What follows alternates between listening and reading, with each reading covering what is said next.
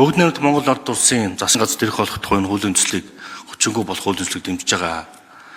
Ер нь бол 1992 оны үндсэн хуулиас бүгд найрамдах гэдгээ одоо бид нар аваа идсэн шүү дээ. Тэгээ бүгд найрамдах гэдэг нь байхгүй болсон.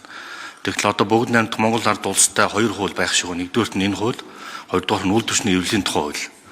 Тэгэхээр ер нь нэгэнт 1992 оны үндсэн хуулиар бүгд найрамдах гэдэг аваа идсэн учраас энэ хуулиудаа ч хүрч хааштай үйл төсний эвлэлийн хуулийг хүрч хаашид одоогийн нэр живс одоо юунд тохируулж оруулах нь зүйтэй. Энэ дээр бас үйлдвэрчний эвлэлийн одоо ерөнхийлөгч байсан их хурлын гишүүн бол ороод ирсэн юм чинь тэр тал дээр бас ажиллах байлгүй гэж бодож байна. За 2016 оноос Монгол ардын намт засгийн эрх авсан. 2016 оноос Монгол ардын намт засгийн эрх авахдаа бүгд найрамдах Монгол ард улсын засгийн газар ирэх болсон хуулийг ашиглаад өнөөдрийн хугацаанд 9 компанид бүрэн эрх төлөөлж томилжээ.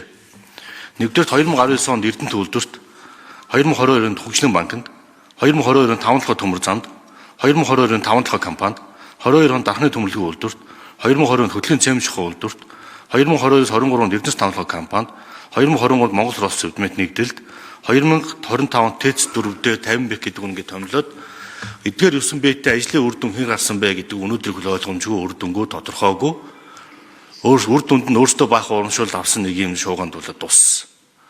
Эрдэнэс 5 компанидэр ажилласан бүрээр төлөөлөгч нь 400 сая төгрөгийн урамшуул авсан тухай хэвлэлээр яригддаг хүлээн зөвшөөрсөн тохиолдол байгаа.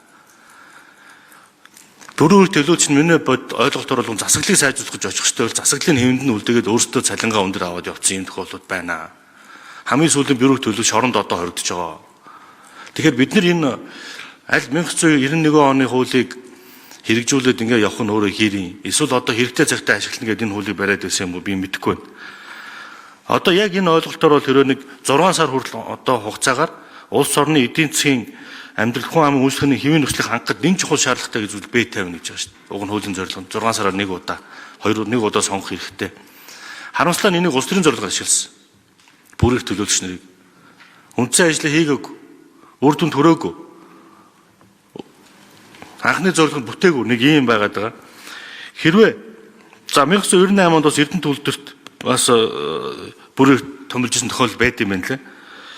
Хэрвээ яг энэ хуулиар эдийн засаг хүндэрсэн иргэдийн хэвийн амьдрах нөхцөл байдал одоо хангалттай гэж үзэх юм бол эдийн засаг муутсан гэдэг өнөөдөр сангийн аманд хүртэл бэй тавьж болохоор шүү дээ. Мөнгөний ханшны бодлого унсаа гэдэг Монгол банкнд тавьж болохоор байна. За олон банк ус байгууллагууд энэ финтек, зээлийн апууд хэрээс идэрлээ эдийн засагт хүндрэл учруулах гэж нэг юм бол санхүү нөхцөл хорон тавьж болохоор байна. Бүр цаашлаад энэ хуулиар чи хувийн байгууллагууд бэй тавьж болохоор шүү дээ. Тэгээ нөгөө чөлөөт эдийн засаг, ардчилсан нийгэм, бизнесийн өрсөлдөөн, төр хувийн хвшлээр холилдохгүй байх, төрөнд хувийн хвшлийг өрсөлдөхгүй байх гэдэг энэ бүх үндсэн зарчмын энэ хууль өөрөө үүсгэж байгаа. Энэ хуулийг ашиглаад дуртай компаниараа бүрэн эрх төлөвлөж тавих боломжтой. Ийм хууль.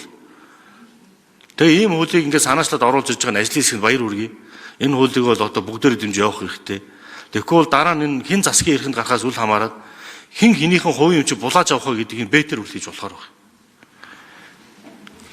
Бүрээр төлөөлөгчийг томилоод хэний бизнесийг үйл ажиллагаанд алдагдуулж болох уу гэдэг, хэний хувийн бизнес рүү чөлөөтөөр хуулийн дор халахвчлаад орж болох уу гэдэг энэ хууль өөрөө бий болгож өгч байгаа. Чөлөөт эдийн засгтай ардсан нийгэмтэй улсад ийм хууль байж болохгүй. Одоо үйлдвэрчний эвлэлийн хуулийг хүртэл харах хэрэгтэй.